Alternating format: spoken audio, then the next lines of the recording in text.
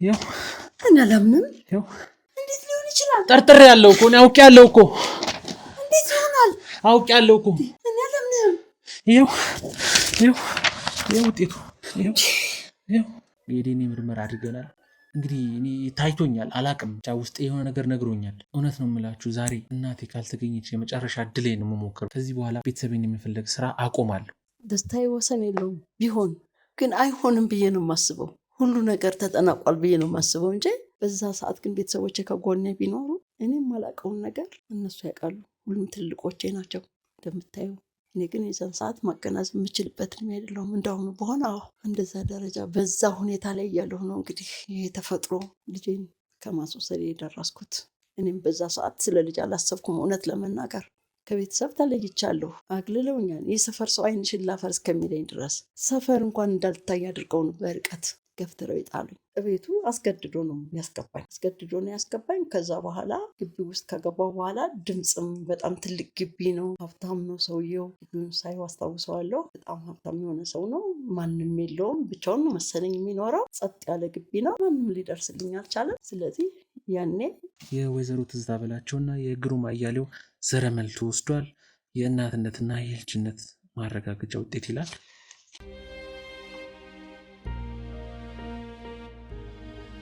እኮ ነገር አለ እኮ ሚስጥር አለ። አንተ ምን አይነት ሚስጥር ነው ደግሞ እኮ? ስለዚህ ነገሩ ይሄ ልጅ አሳዝነህ ስንት ዓመት ተሰቃየ ቤተሰብ ፍለጋ። ይኸውልህ አታለምሩ። በቃ እኔ ብዙ ፈተናዎችን አየሁ፣ ብዙ ስቃዮችን፣ ብዙ ችግሮችን አየሁ። ከእናቴ በላይ እኮ ይኸውልህ ብዙ ጥያቄዎች አሉ። አባቴ ማን ነው? ማን ነው እንደዚህ ሲያደረግባት? የደፈራት ሰውዬ ማን ነው? ማን ነው እንደዚህ ብዙ ነገሮችን ችግር ውስጥ የከተታት? ተረዳኝ። የምትረዳኝ ከሆነ ተረዳኝ። ምክንያቱም እኔ ከዚህ በኋላ በቃ ተስፋ ቆርጫለሁ። እናቴን አሁን ካላገኘኋት አንተም ማትረዳኝ ማታገኝልኝ ከሆነ በቃ እኔ ተዋለሁ እናቴን መፈለጉን። በቃ አልተወለድኩም። በቃ በቅዬ ነው ብዬ ነው የማስበው። ቤተሰብ እንደሌለኝ አድርጌ ነው የማስበው። እሺ ብቻ የምትችል ከሆነ ወይ እዚህ አምጣት፣ ካልሆነ ደግሞ እኔ ቤቴን አሳይሃለሁ። ቤቴ ይዛት ትመጣለህ። ኧረ እዚህም ይዣት ትመጣለሁ፣ ችግር የለም። ሁለት እናት እኮ ነው የመጣልህ። ሁለት እናት ለምን አላሳየውም ታዲያ? ዛሬ ነው ወይ የሚፈልጉኝ? ዛሬ ነው ወይ ብቸኝነት ከገደለኝ በኋላ፣ በሽተኛ ከሆንኩ በኋላ፣ ከደከምኩ በኋላ፣ ህይወቴ ካለቀ በኋላ ነው እንዴ ዛሬ ነው የሚመጣው? በዚህ ሁኔታው እኔ ልጅ መያዝ አልቻልኩም። የት እንደወደቅ አላቅም። ከሆስፒታል ባዶ ነው የወጣሁት። በምን አይነት ሁኔታ ትቼው እንደወጣውም አላቅም። ቀውሻለሁ። አይምሮዬን አላቅም። ቤተሰብ ከድቶኛል። ጎረቤት፣ ወዳጅ ዘመድ አግልሎኛል። እንዴት ነው በዛ ሰዓት ስለ ልጅ የማስበው? ልጅሽን ለመፈለግ ሙከራም አላረግሽም ነበር? አሁን በዚህ ሰዓት ልጅ አለኝ ብዬ ብፈልግ ማን ነው የሚያሳየኝ? ምንድን ነው የምታወራው? ምን እያወራ ነው ያለው? አንተ ምንድን ነው ድራማን የምትሰራው? ምንድን ነው? ልጅሽ በህይወት አለ። እውነት ነው። ከየት የመጣ ልጅ ነው? የዛሬ 27 ዓመት የወለድሽው ልጅ በህይወት አለ። ፈልጎሽ እየመጣ ነው ብዬሽ ቅድም ነግሬሽ። ከየት ነው የሚመጣው? አንቺን ፈልጎ መጣ። በቃ እኔ እናቱ መሆኔ እንዴት ሊያውቅ ይችላል? እንኳን እሱ ማንም አያውቅም እኮ። የቤት ቁጥሬን ፈልጎ እኮ ነው የመጣው። እኔ ጋር ነው የመጣው። ቅድሚያ የመቼው የቤት ቁጥር? ድሮ የተመዘገብሽበት ነው፣ ሆስፒታል የተመዘገብሽበትን። ያንቺ ልጅ ነኝ። ጭራሽ ራስን ልጅ ሆነህ መጣ። ለረጅም ዓመት ስፈልግሽ ነበር፣ ለረጅም ጊዜያት። እውነቱን ነው፣ ተቀበዩ። ስለዚህ ይኸውልሽ ትዝታ፣ በቃ የምታምኚኝ ከሆነ በቃ ዲኤንኤ እንመርመር፣ በህጋዊ መንገድ ዲኤንኤ ይመርመር። የእውነት እናቴ ከሆንሽ እሰየው፣ ልጅሽ ነኝ፣ ቀበይ። ካልሆነ ደግሞ አንቺም እኔም እርማችንን እናውጣ። በቃ እኔም የመጨረሻ ፍላጎት ከዚህ በኋላ እናቴን አልፈልግም። አንቺ እናቴ ካልሆንሽ ከዚህ በኋላ እናቴ የለኝም ብዬ እኔም ልደምድም። ብዙ ደክም ያለው ብዙ መከራዎችን አይቻለሁ፣ ብዙ ስቃዮች ውስጥ ገብቻለሁ። ስለዚህ ዲኤንኤ እንመርመር፣ ከዛ በኋላ ያለው ነገር እናያለን። ስለዚህ ፈቃደኛ ሁኚ እባክሽ። ይጠቅመኛል ካልክ ችግር የለብኝም። እኔ እናትህን ብታገኝ ደስ ይለኛል። እኔ ሆንኩም አልሆንኩም፣ እኔ ግን እኔ እንጃ ልጅ አሁን በዚህ እድሜ ይመጣል ብዬ አላስብም ነው ይም አላምንም። ይጠቅመኛል ዲኤንኤ ተመርመሪልኝ የምትለኝ ከሆነ ግን በዚህ በኩል አግዝሃለሁ።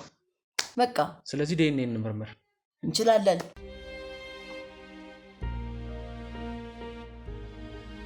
መልካቾቻችን እንግዲህ ዛሬ የመጨረሻውና ወሳኙ ቀን ላይ ነው ተገኝቼ ያለሁት። እንግዲህ አይታችኋል ከዚህ በፊት እያጋጠሙ የነበሩትን ነገሮች በሙሉ። በእናትና በአባቴ ምክንያት ብዙ ነገሮች መከራዎች ደርሰውብኛል። እናቴን ፍለጋ አባቴን ፍለጋ እንግዲህ የተሰቃየሁ ነው የምገኘው። እንዳያችሁት እንግዲህ ከአንድም ሁለት እናት ነኝ የሚሉ ግለሰቦች መጥተው እናት ናት የሚሉኝ ሰዎች ጠቁመው በሙሉ አይተናል። እናቴ አልተገኘችም እስካሁን። እንግዲህ የመጨረሻ ሙከራን እያደረኩ ነው የምገኘው ዛሬ። በባለፈው እንዳያችሁት ያው ዲኤንኤ እንመርመር፣ ትዝታም ልጅ አይደለም ልጄ ጠፍቷል፣ ልጄ በህይወት የለም እያለች ነበርና እሱን ለማሳመን የዲኤንኤ ምርመራ አድርገናል። እንግዲህ እኔ ታይቶኛል፣ አላቅም ብቻ ውስጤ የሆነ ነገር ነግሮኛል ትክክለኛ ቦታ እንደመጣውና እውነት ነው የምላችሁ ዛሬ እናቴ ካልተገኘች የመጨረሻ እድሌ ነው የምሞክረው።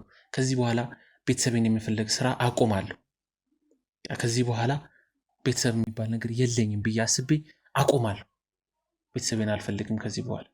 ስለዚህ ዛሬ የመጨረሻ ዲኤንኤያችን ምን አይነት የሚሆነው እንግዲህ ያው ሚኪ አጠገቤ የለም ዛሬ። ያው እሱም ትንሽ ከበድ ያለ ኬዝ ስለያዘ አሁን እሱም ሌላ ስራ ላይ ስለሆነ አጠገቤ የለም። ሌሎች አባላቶች አሉ፣ የተወሰኑ አባላቶች አብረው ነው ያሉት። ከሚኪ ጋር የተወሰኑ አባላቶች አብረው ሄደዋልና ያው ሚኪም ስራ ላይ ስለሆነ አላመጣም ዛሬ። እንግዲህ የራሴ ዲኤንኤ ዛሬ ራሴ ነኝ ከፍቼ ገልጬ የማየው። እስኪ ምን ይከሰት ይሆን የሚለውን ነገር አብረን የምናይ ነው የሚሆነው። አብራችሁን ቆዩ። ላይክ፣ ሰብስክራይብ አድርጉ። እስኪ መልካሙን ይግጠመን ልበሉኝ። ያው ኮሜንት ላይም እንግዲህ ጽፋችኋል አይቻለሁ። በጣም ነው የማመሰግነው ውድ ተመልካቾቻችን። የምትሰጡኝ አስተያየት በጣም ደስ የሚል አስተያየት ነው። በርታ፣ ጎበዝ፣ ጠንክር እያላችሁ እንግዲህ የምታበረታቱን በሙሉ ከልብ አመሰግናለሁ። እስኪ ወደ ዛሬው ቪዲዮአችን እንግዲህ አቶ አላምረው ወይዘሮ ትዝታ ያው እንግዲህ ዲኤንኤያችን ላይ ነው የተገኘ ነው። ባለፈውም አልስማማም ስላልሽ የዲኤንኤ ውጤት ለማድረግ ተገደን ነበረ። ስለዚህ ዲኤንኤያችን ያለና እስኪ ከመከፈቱ በፊት እንግዲህ ያው ብዙ የ27 ዓመት ታሪክ ነው የምንፈተው ዛሬና ከ27 ዓመት በፊት የጣልሽው ልጅ ተገኘና እውነት ልጅሽ በሆንና ይሄ ዲኤንኤ እውነት የአንቺ ልጅ በሆን ምን አይነት ስሜት ሊሰማሽ ይችላል? ከሆነማ እኮ እኔ ምንም ደስታዬ ወሰን የለውም። ቢሆን ግን አይሆንም ብዬ ነው የማስበው። ሁሉ ነገር ተጠናቋል ብዬ ነው የማስበው እንጂ ከሆነ ልጅ ማን ይጠላል? እናት ልጇን ትጠላለች? ስለዚህ ደስተኛ ነሽ ቢገኝ ልጅሽ ትክክለኛ ልጅሽ ቢሆን ደስተኛ ነኝ። አይሆንም ነው ግን የሚለው እኔ። ባይሆንስ ምን አይነት ውሳኔ ልትወስኝ ትችላለሽ? ማለት እኔ ከህይወትሽ ታስወጭኛለሽ? እኔ አሁን የተሰማኝ ነው የሆነ ደስ የሚል ነገር የተሰማኝ ነው። የመጀመሪያ ቀን ገና ሳላወራሽ ሳይሽ በቃ ትክክለኛ እናቴን አገኘው ብዬ ነው ያሰብኩት። ልቤን በጣም እየመታ ነበር። የሆነ ስሜት ተሰምቶኛል። ደስ ይለኛል። ይሁንልህ። ያለ እናት አይደለ እንደዚህ እናት ፍለጋ ነው ይሄ ሁሉ ጊዜን ያባከንከውና የማንነት ጥያቄ ያፈለግ። በጣም ደስ ይለኛል። እግዚአብሔር ይርዳህ። እንግዲህ እስኪ አብረን ምን ነው አቶ አላምረው ያው እንግዲህ እስካሁን በጣም እየረዳኝ ነው። በጣም አመሰግናለሁ። እንግዲህ ብዙ ነገሮችን አብረን የተጓዝን ነው። ዲኤንኤውንም ስናደርግ አብረን እንግዲህ ነበር። ሆስፒታል ሄዳል አብረን እና አሁን የእውነት የትዝታ ልጅ በሆንና አንተ አጎቴ ብትሆን ምን ሊሰማ ይችላል? በጣም ደስተኛ ነው። ሌላ ልጅ ተጨማሪ ልጅ አገኘሁ ማለት ነው። ስለዚህ ደስተኛ አይከፋም? ባይሆንስ? ካልሆነም ያው የእግዚአብሔር ፈቃድ ነው የሚሆነው። ግን የምንቀጥል ይመስለኛል። ስለዚህ እንግዲህ ሁሉም ነገር የሚፈታው እዚህ ፖስታ ውስጥ ያለው መረጃ ነው። ዲኤንኤው ነው። እስኪ እሱን ወደ መክፈት ነው የሚሄደው። እንግዲህ ጸልዩልኝ ውድ ተመልካቾቻችን። ያው እንደምታዩት ታሽጓል። ያው የማይክፈሉ ውድ ተመልካቾቻችን የታሸገ ዲኤንኤ ምናየው። እስኪ ዲኤንኤያችን መክፈት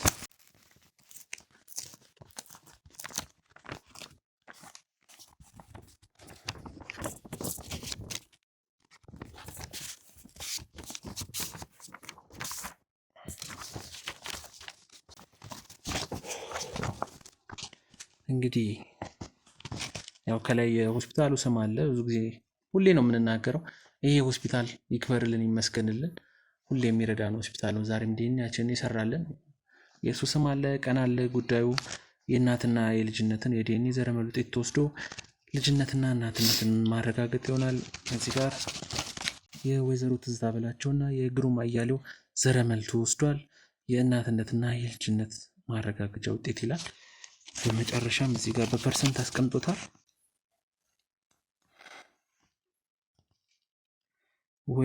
ወይዘሮ ትዝታ እና አቶ ግሩም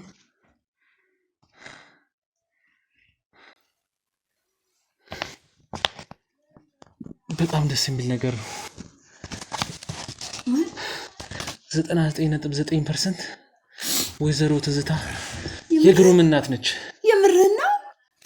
ያው እኔ አላምንም። ያው እንዴት ሊሆን ይችላል? ጠርጥሬ ያለው እኮ ነው። አውቄ ያለው እኮ።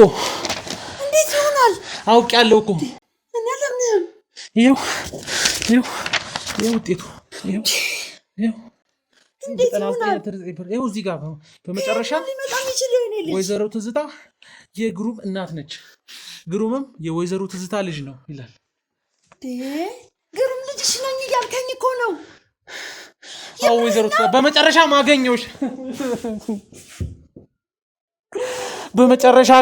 አገኘሁሽ። ከስንት ልፋት በኋላ አገኘሁሽ። በመጨረሻ አገኘሁሽ። በመጨረሻ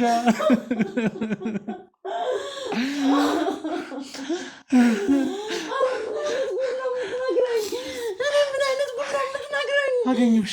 አላምረው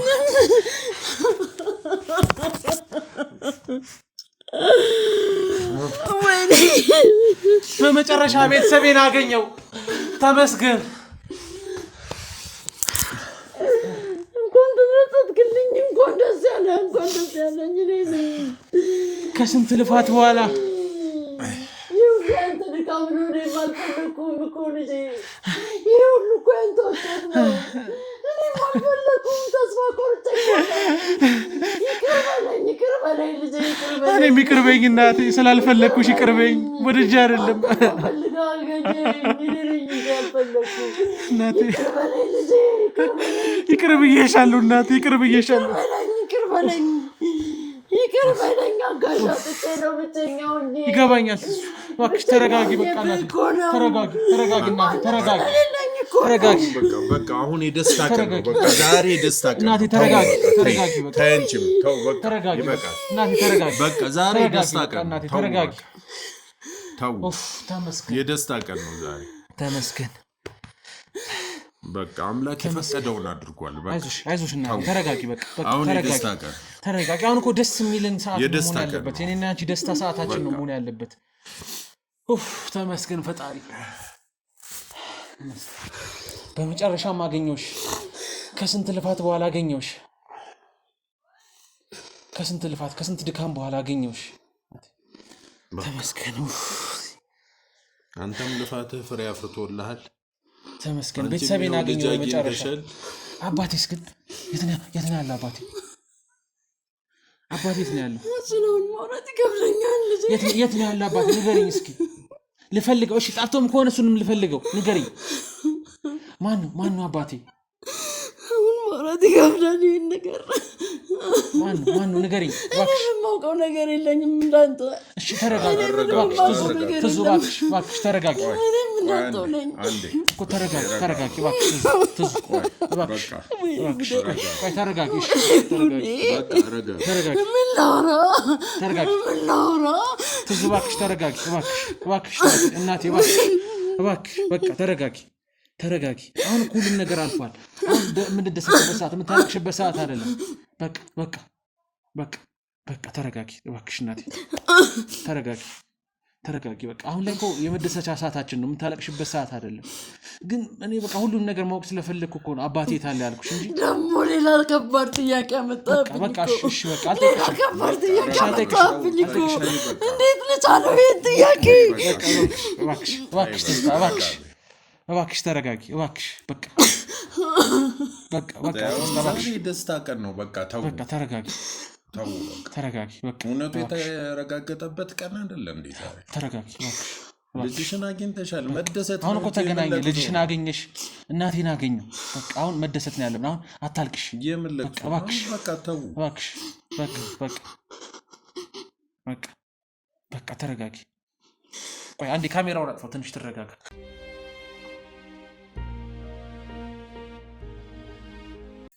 ውድ ተመልካቾቻችን እንግዲህ አሁንም ተረጋግተን ተመልሰናል። እናቴ ትንሽ ስሜታዊ የሆነች ተቸገርኩና እስካሁን አረጋግቻታለሁ። ብዙ ተረጋጊ እባክሽ እናቴ እሺ።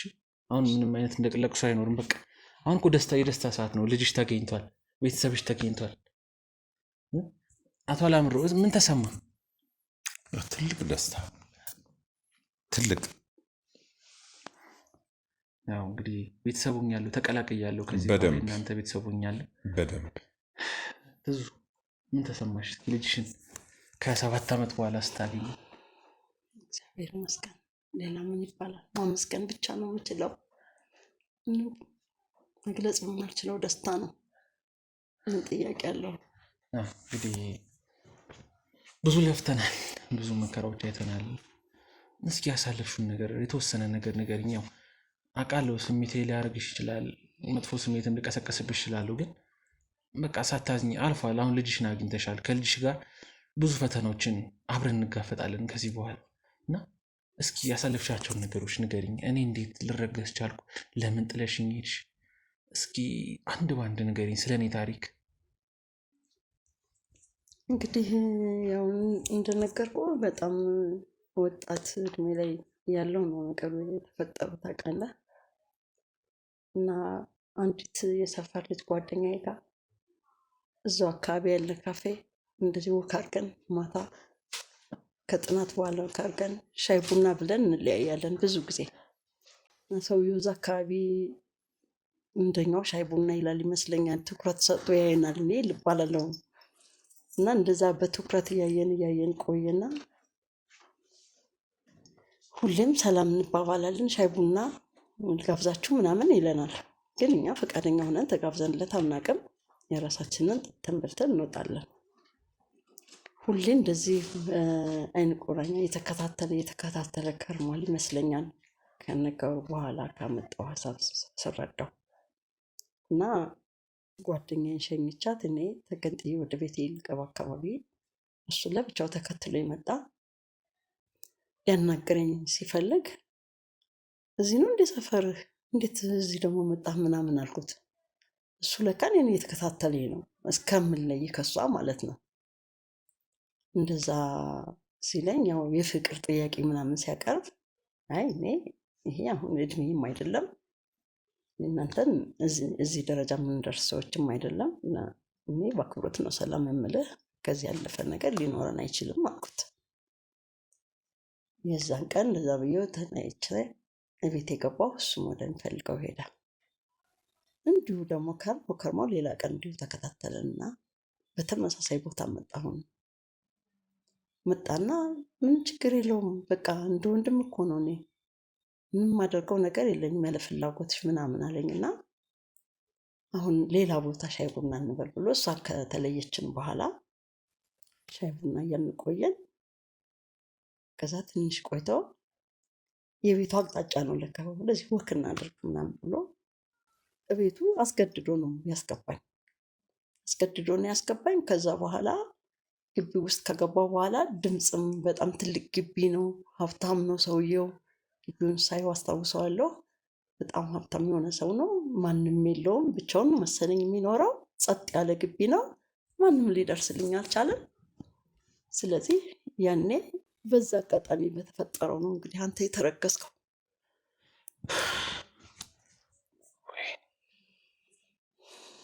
ይሄ ነው የሆነው እንግዲህ። አይዞሽ እናቴ፣ ያለበት ገብተን ይዘነው ለህግ እናቀርበዋለን። ያደረገውን እያንዳንዷን ነገር የእጁን ያገኛታል። ከዛስ በኋላ ቆይ አላገኘሽውም? ከዛ በኋላ ለተወሰነ ጊዜ ያው የእርግዝናው ስሜት ስላለ እቤትም ሳልወጣ ብዙ ጊዜ ቆየው፣ በግድ ማለት ነው። እንደዚህ ያልኩ ሆዴ እየገፋ ሲሄድ ቤተሰብ አወቀ። ስለዚህ እነሱ ደግሞ ጭራሽ ሊያስቀምጡኝ አልቻሉም። አበዱ በጣም። እነሱ ያው ወግ አጥባቂ ከሚባሉ ቤተሰቦች ስለሆንኩ በጣም ከባድ ነው ጊዜው ለእኔ። አስወጡኝ ከቤት፣ እንድታይም አልፈለጉም ከሰፈር። እንደዛ ሆኜ እዛ ሰፈር እንድታይባቸው አልፈለጉም። ስለዚህ አርቀው ነው የወረወሩኝ ማለት ትችላለህ። አባረሩኝ። ሰፈርም እንድገኝ አልፈለጉም። ሌላው ቀርቶ እንኳን ቤት ሊያስቀምጡኝ እና እንዲህ አይነት ሰው ነው እንግዲህ ይዘህ የመጣኸው። አንተ ማግኘት ደስ ቢለኝም የመጣህበት መንገድ ግን በጣም መጥፎ ትዝታዬን ነው የቀሰቀሰብኝ። እንደዛ ብዬ ያለ ቤተሰብ ምንም አውቀው ነገር የለም። እድሜ ህፃን ነኝ ብያለሁ። ምንም ማገናዘብ የማልችልበት እድሜ ላይ ነው ያ የተፈጠረብኝ። መንገድ የሚያሳየኝ የለ። ትምህርቴን አቋርጬ ከሰው ተገልዬ የሰፈር ሰው አላገኝ፣ ጓደኞቼን አላገኝ፣ እንደገና ሌላ ማላውቀው ህይወት ውስጥ ገብቼ ሆስፒታል ገባሁ። ሆስፒታል ገብቼ ነው እንግዲህ ይሄ ነገር የተከሰተው፣ አንተን የወሰዱብኝ። በዛ ሰዓት ግን ቤተሰቦቼ ከጎኔ ቢኖሩ እኔም ማላውቀውን ነገር እነሱ ያውቃሉ። ሁሉም ትልቆቼ ናቸው እንደምታየው።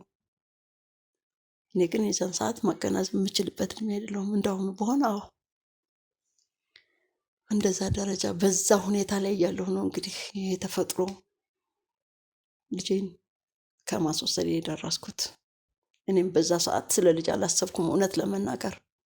ለምን እንደምታየው ነው እኔ ራሴ መቆም አቅቶኝ ሌላ ልጅ አምጥቼ በዛ እድሜ ልጅ ማሳደግም አልችልም። ቢሄድም ባይሄድም የልጅ ፍቅሩም የለኝም። እውነት ለመናገር እውነተኛው ታሪክ ይሄ ነው። ለምን ምንም አልፈልግም። በዛ ሰዓት ስለ ልጅ አላሰብኩም፣ ጊዜው አልነበረም። ከቤተሰብ ተለይቻለሁ፣ አግልለውኛል። የሰፈር ሰው ዓይንሽን ላፈር እስከሚለኝ ድረስ ሰፈር እንኳን እንዳልታይ አድርገው ነው በርቀት ገፍትረው ይጣሉኝ። እና ይሄ ለእኔ በጣም ፈታኝ ጊዜ ነበር። ልጅነት ስላለኝ ነው የቻልኩት በሰዓቱ። አሁን ላይ ቢሆን መቋቋም አልችልም። በዚህ ሁኔታ ነው ውርጄም አይደለም ያደረግኩት።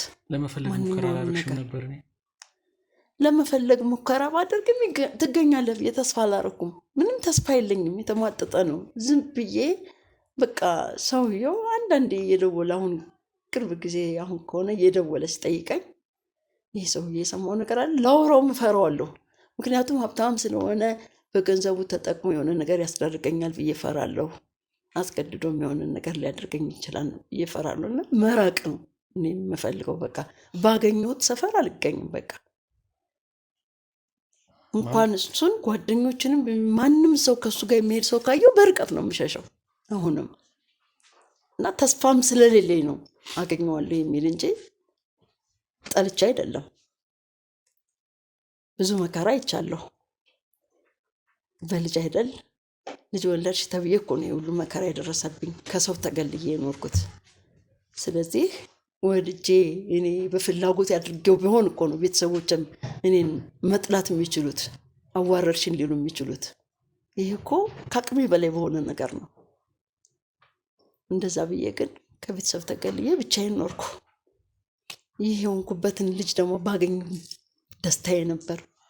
ግን ተስፋ የሌለው ነበረ በእኔ አስተሳሰብ። አዝናለሁ። ማለት የሁሉ ነገር አንቺ ላይ ስለተከሰተ እኔ በጣም ነው የማዝነው።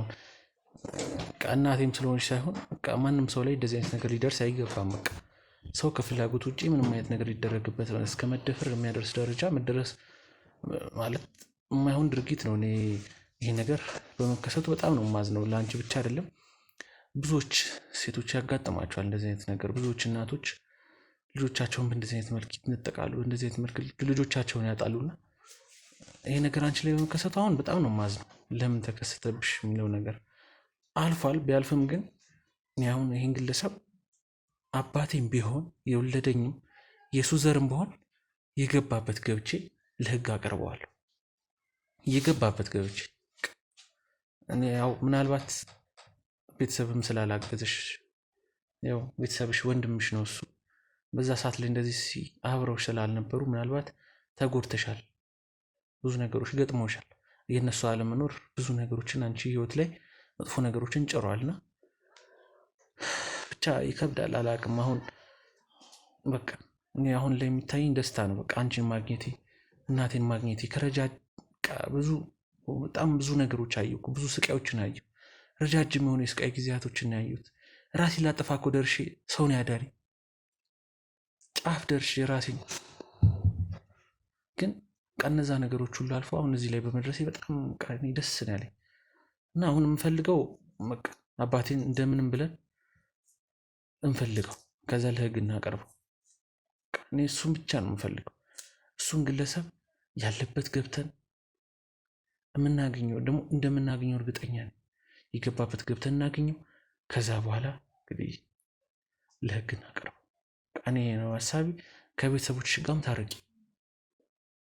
ይቅርበኝ ይቅርበኝ ይቅርበኝ።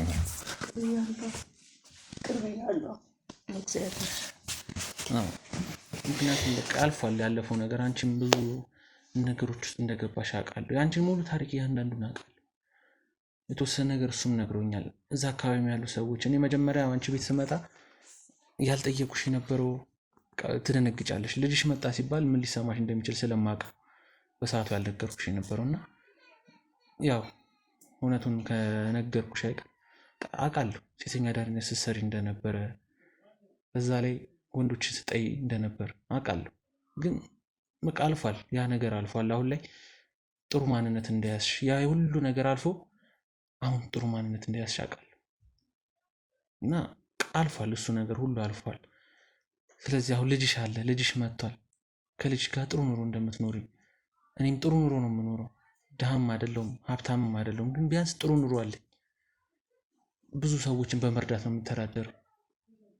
ስለዚህ እሱን ነገር እናስተካክላለን። ከዚህ በኋላ የኔን አባት ወደ መፈለግ እንሂድ። ማን ነው የኔ የተሳሳተ ታሪክ ይነገራል? ትዙ ምን አለ መሰለሽ፣ አውቃለሁ እኔ እያንዳንዱን ታሪክሽን አውቃለሁ። እኔ ዞሬ ጠይቄያለሁ፣ እዛ አካባቢ ያሉትን ሰዎች እያንዳንዱን ሰዎች ጠይቄያለሁ። መጀመሪያ ላይ እንደዚህ አይነት ስራ ትሰሪ እንደነበረ አውቃለሁ። እሱ እንደዚህ አይነት ነገር ካደረገሽ በኋላ ለወንዶች ያለሽ አስተሳሰብ ጥላቻ እንደነበረ አውቃለሁ። ወንዶች እንደምትጠይ ወንድ የተባለ ፍጥረት እንዳስጠላሽ አውቃለሁ።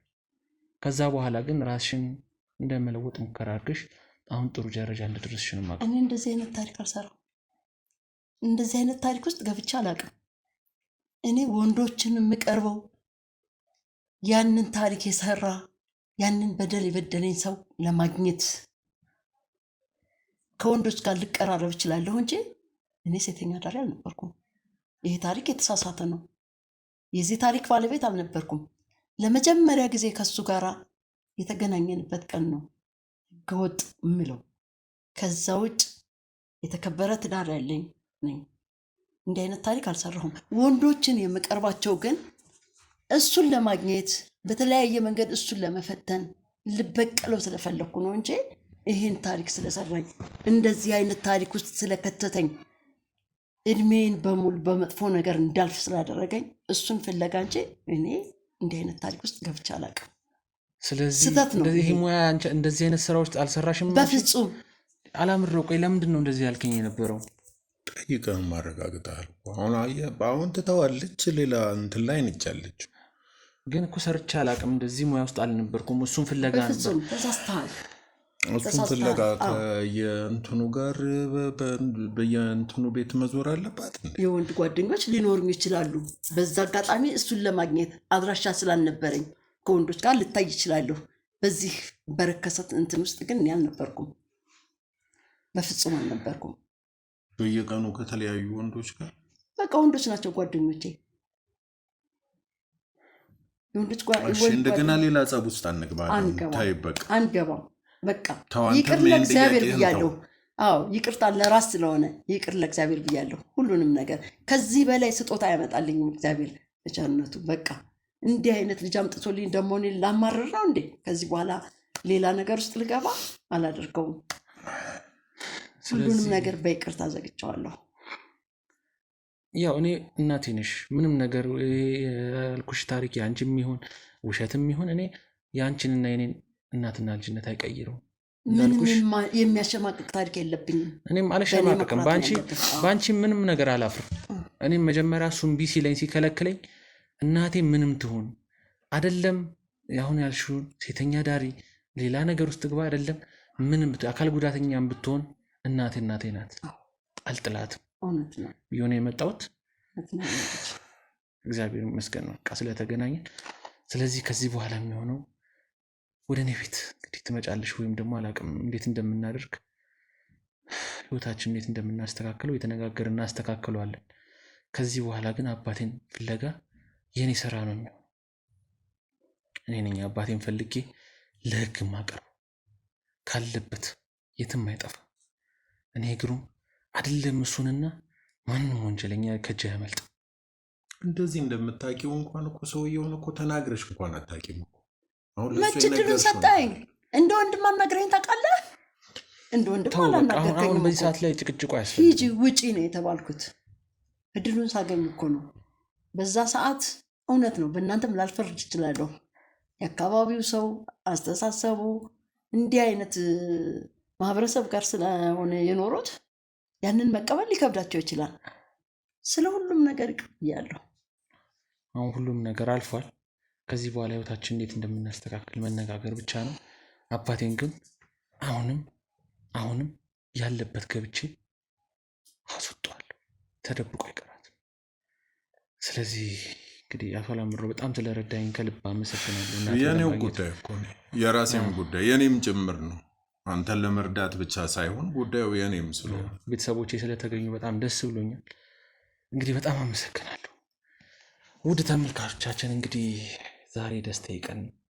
እናቴን አግኝቻታለሁ። የ27 ዓመት ታሪኬ እንግዲህ ዛሬ የተወሰነ ለውጥ አምጥቷል። ትክክለኛ እናቴን አውቄያለሁ። ዋናው ስራ ግን ይቀራል። እናቴ እንደዚህ ያደረጋት እኔ ከእናቴ ጋር እንድለያይ ዋነኛ ምክንያት የሆነውን ግለሰብ ከዚህ በኋላ የመፈለግ ስራ የኔ ነው። ከዚህ በኋላም አልተኛም እሱ ለመፈለግ።